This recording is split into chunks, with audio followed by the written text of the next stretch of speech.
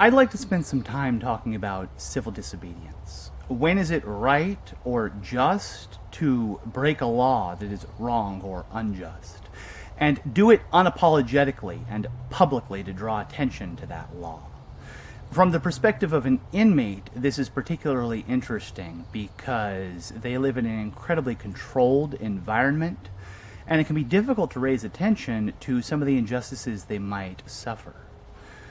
The best example of civil disobedience that I can think of is Rosa Parks.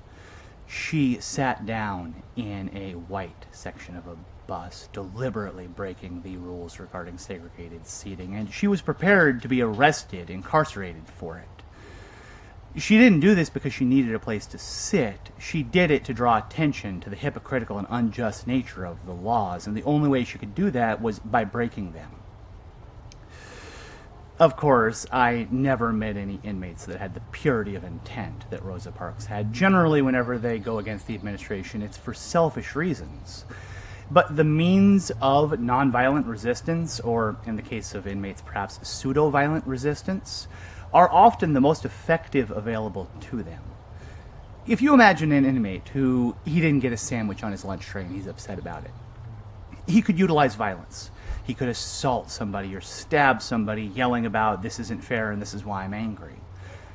In reality, he's unlikely to get his sandwich at the end of the day, in spite of the fact that he will certainly suffer greatly for the wrongdoing he did, and in the long term, he will have harmed other people for things that weren't their fault, and he'll suffer for that too.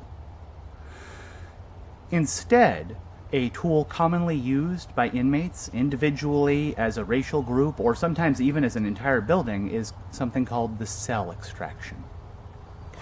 A cell extraction entails covering the window to your cell with anything you can, a sheet, some paper, some toilet paper, so the officers can't see in. They're legally obligated to visually inspect you to ensure that you haven't escaped, so they're going to have to open that door and remove the toilet paper or blanket or whatever it is you put over your window, and of course you'll be in a lot of trouble for having done it and ignored their orders to take it down. But in order to do so, they're going to have to enter your cell while you are unrestrained and prepared for violence, and they know that you intend to utilize violence. That is the point of a cell extraction. So why would I refer to this as semi-violent instead of violent? Inmates don't win cell extractions. You're basically just signing up to get beat. First, the officers come in and cover up all of the other windows on the tier so no inmates can see the strategies that they employ. If you're truly interested, you need to look online or you need to contact the court for information. Because every cell extraction is very well lit with industrial lights and carefully videotaped from 2 angles. The reason for this is not because they're trying to make sure that the inmates don't get hurt and they want to prove that the inmates didn't get hurt. In fact, officers utilize extreme force during a cell extraction, which you would expect. First, they're going to pepper spray for a half hour into the cell. You want to get cell extracted? That's the price. You got to put up with a half hour of pepper spray before they're going to come in. And no, it doesn't count if you give up before that half hour and say, "I'm sorry, I'll take down the cover, please don't pepper spray me anymore." You'll still get the write-up, but the fellas are going to tell you, "No, you didn't cell extract, you just got pepper sprayed. You can try it again tomorrow." After a half hour, they're going to open up the door, and 6 large men who have trained ruthlessly and efficiently, because this job is life or death for them, they know inmates are dangerous, are going to come in, and they're wearing full riot gear with armor and shields and batons. And they are going to slam you against a wall and a floor as hard as they can and put handcuffs on you and drag you out of the cell. And they're going to do as much collateral damage as they reasonably can. They're not using excessive force or unreasonable force. These are unrestrained inmates that may be armed.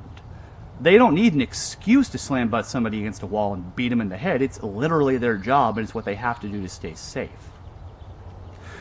I never talked to an inmate who thought he could win a cell extraction, that he was somehow going to beat up all 6 of the guys and run out of the cell. I never talked to somebody who thought they were going to give him his sandwich or whatever it was at the end of the cell extraction either. So why do it? Why endure what's frankly a awful experience whenever you know you're not going to win? Well, if you ask the guys back in the shoe, they'll give you a practical answer. They're going to say that if somebody takes a sandwich from you, you look them in the eye and you say, all right, well, you're going to have to beat me half to death if you want that sandwich. I can't stop you from taking it, but you're going to have to hurt me to get it. And they do. They beat you good. And then the next day they take your sandwich again and you look them in the eye and you tell them, all right, well, you're going to have to beat me half to death again. That sandwich costs a beating too.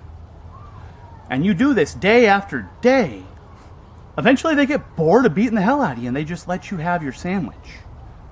Sounds crazy? Sounds like nobody would possibly endure that for a sandwich? Well, practically speaking, that sandwich is 250 calories a day.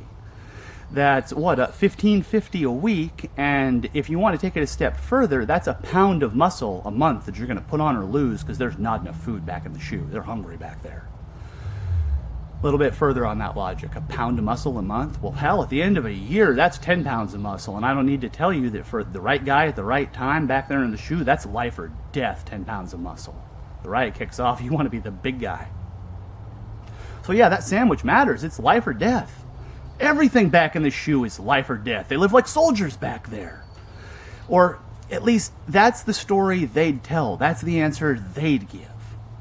I have a slightly different answer.